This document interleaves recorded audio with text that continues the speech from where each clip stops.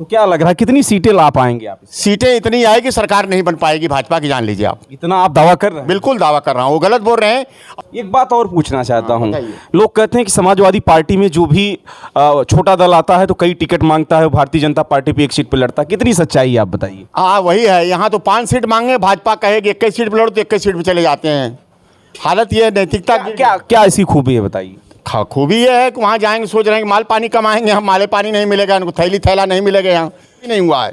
सूत्रों के हवाले से भी खबर है कि आप जनपद जौनपुर से अपनी दावेदारी भी ठोक रहे हैं लोकसभा चुनाव की। हमारी नहीं, हमारे नेता के नेतृत्व की इच्छा होगी तो मैं लड़ूंगा, नहीं तो नेतृत्व का जो आदेश होगा उसका पालन करूंगा।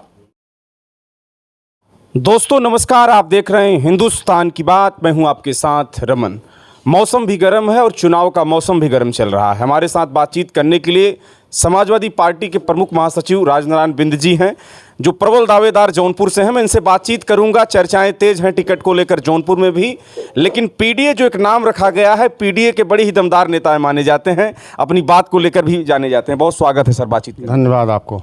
क्या लग रहा है, पीडीए टूटता भी नजर आ रहा है, इस बात को लेकर क्या कहेंगे? ये दुर्भाग्य है देश का कि माननीय राष्ट्रीय अध्यक्ष अखिलेश यादव जी ने जितने लोगों को बढ़ाया, सब लोगों ने विश्वासघात किया उनके साथ। वास्तविकता यह है, जो इनका मूल है वही इनका मूल मंत्र है। लोग तो कह रहे हैं कि टिकट हमें नहीं मिल रहा है। अरे भाई, राजनीति में तो बहुत से ऐसे लोग हैं। देखिए, मुझे तो 12 में टिकट मिला था, मेरा कट गया था, इसके बाद भी मैं पड़ा हूँ पार्टी में। पार्टी ने मुझे जो है पिछड़ा वर्ग आयोग का उपाध्यक्ष। क्या अब वो नेताओं में वजूद नहीं रह गया क्या? नहीं, बिल्कुल नहीं रह गया। नैतिकता नहीं रहेगी लोगों के अंदर, लालच हो गई। नए लोग जो ऐसे हैं, और पुराने नेता जितने रहे हैं उनके अंदर नैतिकता थी। आज के नए लोग जो है ऑल ऑफ सडन जो है सांसद या विधायक होकर के धन को अर्जन करने में लगे हुए हैं। क्या भारतीय जनता पार्टी जिस फार्मूले से चुनाव लड़ रही, क्या समाजवादी पार्टी वह फार्मूला नहीं अपना पा रही? कतई नहीं। समाजवादी की नैतिकता है, वो जो है उस अलायंस पे नहीं चलेगी। जिस काम को अखिलेश जी ने किया उसका अनुसरण करते हैं ये। जब याद होगा आपको, सरकार थी जब, तो इन्होंने बच्चों को जो लैपटॉप दिया। लोग कह रहे हैं कि समाजवादी पार्टी डिप्टी सीएम नहीं बनाना चाह रही। डिप्टी सीएम क्यों? कोई महत्व नहीं है बनाने का, उनके पास कोई पावर ही नहीं रहे, तो क्या बना के क्या करेंगे? आप बता दीजिए, इस गवर्नमेंट में जितने भी मंत्री हैं, नाम भले उनको रखा गया कि ये मंत्री, लेकिन काम के नहीं, अकेला काम खाली मुख्यमंत्री करता है। मंत्री तो तमाम हैं, ओम प्रकाश राजभर को भी बड़ा मंत्रालय मिल गया। आप ये ऐसा क्यों कर रहे हैं? कोई मतलब नहीं उनके पास जो है। मुझे याद है, कल्याण सिंह जब मुख्यमंत्री रहते थे, जो ज़्यादा गड़बड़ करता था उसके पीछे एक IAS लगा देते तगड़ा, तो उनका कोई काम ही नहीं हो पाता। वही हाल आज कर रहे हैं ये बाबा जी। क्या भारतीय जनता पार्टी इसीलिए ओम प्रकाश राजभर को मंत्री बना दी क्या? नहीं, वो तो उनके अंदर द्वंद्व चल रहा है, केंद्र और प्रदेश का द्वंद्व चल रहा है। यहाँ हमारे यहाँ कोई द्वंद्व नहीं। हमारे ऑलमाइटी सब कुछ जो है माननीय अखिलेश जी हैं। आपका गठबंधन क्यों टूट रहा है? आप जिसको लोग विधानसभा लेकर लड़े और उसका अच्छा प्रभाव भी रहा, फिर आपसे लोग टूटते चले जा रहे हैं। बताइए पीडीए कैसे चलाएंगे? पल्लवी जी, ये देखिए, बताइए, सारे लोगों को लालच लग गई है कि सारे लोग, उनके परिवार के लोग जो है, कोई राज्यसभा हो जाए, कोई MLC हो जाए। माननीय जी के पास सीमित साधन है, सीमित व्यवस्था है, कितने लोगों को देंगे? आप भी फार्मूला लगाइए भाजपा वाला ना। भाजपा वाला फार्मूला कहाँ से लगाएं? जब इनके पास संख्या बल ज़्यादा रहेगा तब न लगेगा। एक बात और पूछना चाहता हूँ। बताइए। लोग कहते हैं कि समाजवादी पार्टी में जो भी छोटा दल आता है तो कई टिकट मांगता है, भारतीय जनता पार्टी पे एक सीट पे लड़ता है। कितनी सच्चाई है आप बताइए? हाँ वही है, यहाँ तो 5 सीट मांगे, भाजपा कहेगी 21 सीट पे लड़ो तो 21 सीट पे चले जाते हैं। हालत ये है, नैतिकता क्या क्या ऐसी खूबी है बताइए?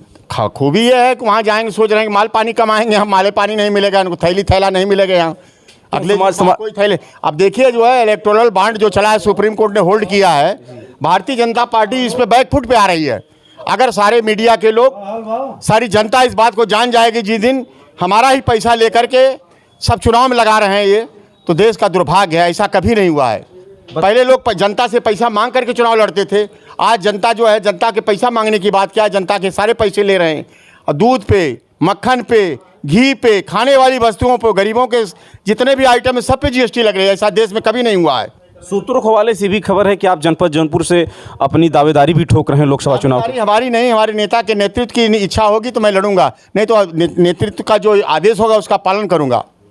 लड़ाई जो है, अगर लड़ाते हैं तो हमें जो है, हमारे कौम को अभी तक, जब तक देश आज़ाद हुआ तभी तक कभी अवसर नहीं मिला है। लोग जानना चाह रहे हैं आप भी दावेदारी ठोक रहे हैं वहाँ से? भाई, हम ठोक नहीं रहे, हम नेताजी के निर्देश पे हम काम करेंगे अपने। हम नेता के, तो अखिलेश जी ने क्या कहा आपसे? हमें कहा है कि अवसर आने का देखेंगे, हम निर्णय लेंगे। बताया जाता है कि बिंद बिरादरी भी जनपद जौनपुर में काफ़ी मानी। 2.5 से 3 लाख वोटर हैं। जिस दिन हमारा नाम घोषित कर दें उसी दिन इनको पता चल जाए कितनी वोट हमको मिल रही। यहाँ तक नहीं, पूर्वांचल में जो है 26 सीटें हैं, 26 सीटों में 10-15 लोकसभा में इसका असर पड़ेगा मेरे नाम का। आपने राष्ट्रीय अध्यक्ष अखिलेश यादव से इसकी बात रखा कि ऐसा करिए वैसा करिए, क्या बोला उन्होंने? हम नहीं, वो अंदर की बात हम कुछ नहीं कहें, हम तो उनसे यही करें, हम अपने राष्ट्रीय अध्यक्ष के नेतृत्व के अंदर की बात नहीं बताएंगे? ना अंदर क्या बात बताएं, उसमें न अंदर की कोई बातें नहीं। बात यही है कि पार्टी जो निर्णय लेगी वो सर्वमान्य है। हमारे जिले के माननीय लोग जो है विधायकगण जो निर्णय लेंगे, सर्वसम्मत से लोग प्रस्ताव पास करके एक आदमी लड़ाए, उसमें हम भी मोहर लगाते हैं। आप पीडीए बनाते हैं, पिछड़ा दलित अल्पसंख्यक अगड़ा तमाम चीज़ आप बनाएं, अब ओवैसी के साथ गठबंधन करके पल्लवी पटेल ने पीडीएम दुर्भाग्य है। पिछड़ा दलित मुसलमान पिछड़े लोग जो है ऐसे बड़े जल्दी जो है, जैसे किसी पिछड़े का आप जनप्रतिनिधि हो के 100 काम करिए, काम नहीं होगा नाराज हो जाएंगे, वही हाल है। बात ये बताइए कि छोटा दल क्यों आपको छोड़ रहा है, इसका मुख्य कारण नहीं बता? मेन यही चाहता है ना कि अपनी औकात से ज़्यादा डिमांड करेंगे, आप कहाँ से देंगे? अच्छा, यही बात है, मेन बात यही है। जयंत को जो है सोचिए, जयंत को राज्यसभा बना दिए, इसके बाद उस बार जो 35 सीटें दिए 9 सीटें जीते ये, और लोकसभा में इनको 5-6 सीटें दे रहे हैं, अच्छा नहीं लगा, दूसरी सीट पे चले गए। चलिए आगामी लोकसभा पर मैं बातचीत करूंगा। आप पुराने लीडर समाजवादी पार्टी हो, विभाग बोलते हैं कि आवाज़ में आज भी ताकत लग रही है, क्या लग रहा है कि अगर लोकसभा इस बार, कितना लोग बता रहे हैं कुछ परिवर्तन इधर उधर होने वाला है, क्या? बहुत परिवर्तन होगा। देखिए जनता जागरूक हो गए, महंगाई, बेरोजगारी, भ्रष्टाचार की बात करते हैं, देश का प्रधानमंत्री भ्रष्टाचार की बात करता है, और भ्रष्टाचार इतना ज़्यादा तगड़ा के सुप्रीम कोर्ट के 4 जज जो है वॉकआउट कर दिए, क्या है कि हम लोग प्रेशर में काम कर रहे हैं, कभी न्यायपालिका इतनी दबाव में नहीं काम करती थी, सारे जजमेंट जो है देश के प्रधानमंत्री प्रेशराइज करके लोग करवा रहे हैं। ये गलत तो कहते हैं कि हर सरकार में ऐसा होता है। नहीं, ऐसे किसी सरकार में नहीं हुआ, बता दीजिए। और दुर्भाग्य इस देश का कि प्रमुख जो है chief justice of India Rajya Sabha के लिए मांग करे और जजमेंट अपना बेचे, ये दुर्भाग्य देश का। ईमानदारी खो दिए हैं लोग, नैतिकता खो दिए हैं। एक आदमी चंद्रचूड़ ऐसा आदमी है जबकि सरकार को नथनी पहना रहा है। तो इस बात को लेकर क्या कहेंगे? लोकसभा अगर समाजवादी पार्टी उत्तर प्रदेश कितना इस बार प्रदर्शन कर पाएगी? आप पुराने नेता हैं, हालांकि इस समय राजनीति का एक अलग नीति चल रही है। नहीं देखिए, नीति चाहे जो चले, पुराने जो 9 गंडा पुराना 10 गंडा रहा, जान ल।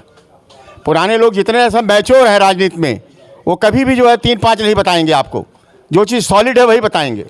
तो क्या लग रहा है कितनी सीटें ला पाएंगे आप? सीटें इतनी आएगी, सरकार नहीं बन पाएगी भाजपा की, जान लीजिए आप। इतना आप दावा कर रहे हैं? बिल्कुल दावा कर रहा हूँ, वो गलत बोल रहे हैं। और ईवीएम के बदौलत, जानते हैं एक चिप्स, छोटा सा चिप्स होता है, आप अमेरिका में बैठकर किसी चिप से पैसा अब आप ईवीएम पे जा रहे हैं। देखिए आप, नहीं सुनिए, ईवीएम क्या भाड़ में जाए, ईवीएम जो है ऐसा काम कर रहा है, गलतफहमी में काम लोग जिता रहे हैं। और ये ईमानदार नैतिक आदमी जो बैलेट पेपर से जो वोट आता है, उसमें सरकार जो बैकफुट पे आती है, तो ईवीएम को लेकर के बेच ही रहे हैं। 400 गारंटी दे रहे हैं, ये कौन से भविष्य वक्ता है? कहाँ से 400 पा जाएंगे आप? इसका क्या कारण है? हर वर्ष जब लोकसभा चुनाव होता तब कहते हैं 400 पार। सुनिए, ईवीएम में अगर बहुत ईमानदार बनते हैं, विकास तो कर रहे हैं ना, बेईमानी इतना कर रहे हैं वोट का कि कम से कम इनको वीवीपैट जितनी निकलती सब निकाल के मतदाताओं को दे, वीवीपैट और इसका जितने वोट पड़े दोनों को टैली कराएं, तभी सही निष्पक्ष चुनाव होगा, माना जाएगा। तो आप लोग इस बात को क्यों नहीं रखते हैं आगे तक? सुप्रीम कोर्ट के तमाम जजों ने, अधिवक्ताओं ने इस बात को रखा, लोग मान नहीं रहे हैं ना। ईवीएम में जो है इतनी भ्रष्टाचार, इतनी घोटालेबाजी है कि हद से ज़्यादा। चलिए, हमारे साथ बातचीत कर रहे थे राजनारायण बिंद जी। अपनी बात को इन्होंने बेबाकी से रखा है, हालांकि पुराने लीडर हैं समाजवादी पार्टी की, इन्होंने एक जगह अपना जगह बनाकर रखा, लेकिन जनपद जौनपुर से अपनी ताल भी ठोक रहे हैं। लेकिन अब देखना होगा कि समाजवादी पार्टी इनके ऊपर विश्वास करती है कि नहीं। चलिए, और खबरों को लेकर हाजिर रहूंगा, तब तक देखते रहे हिंदुस्तान की बात। नमस्कार, जय हिंद, जय भारत।